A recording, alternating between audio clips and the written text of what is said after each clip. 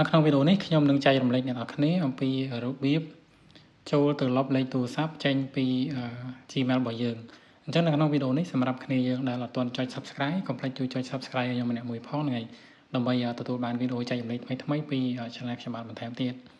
អញ្ចឹងឥឡូវកុំឲ្យខាត់ពេលយូរយើងទៅធ្វើការលុបលេខទូរស័ព្ទចេញពី Gmail ទាំងអស់គ្នា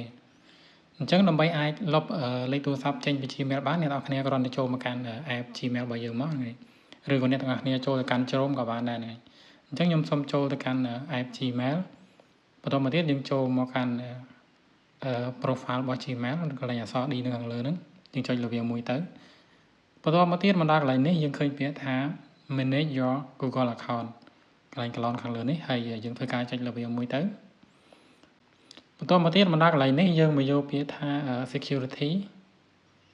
បន្តមកទៀតយើង scroll ទៅលើមកហើយយើងទៅរកលេខទូរស័ព្ទដែលយើងបានដាក់ជាមួយនឹង Gmail ហ្នឹងអញ្ចឹងកន្លែងនេះវាដាក់ថា recover phone អញ្ចឹងលេខទូរស័ព្ទកន្លែងលេខទូរស័ព្ទហ្នឹងយើងចុចលើវាមួយទៅហើយយើងធ្វើការរងចាំបន្តិចមកដល់កន្លែងនេះយើងធ្វើការបញ្ចូលនៅ password របស់ Gmail ហ្នឹងទៅហ្នឹងហើយដើម្បីយើងអាចធ្វើការលុបនៅលេខទូរស័ព្ទបានអញ្ចឹងខ្ញុំធ្វើការបញ្ចូល password របស់ខ្ញុំ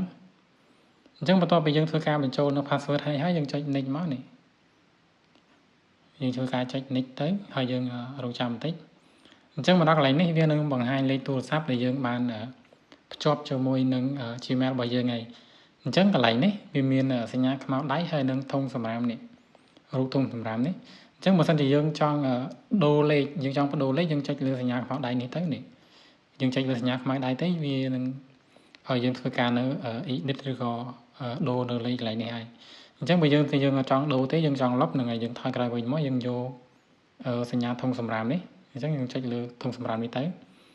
បន្តមកទៀតយើងយកពាក្យថាremove number អញ្ចឹងខ្ញុំ screenshot មួយអញ្ចឹងយើងចុចលើពាក្យ remove number ហ្នឹងទៅអញ្ចឹងនេះអញ្ចឹងវាដាក់ថា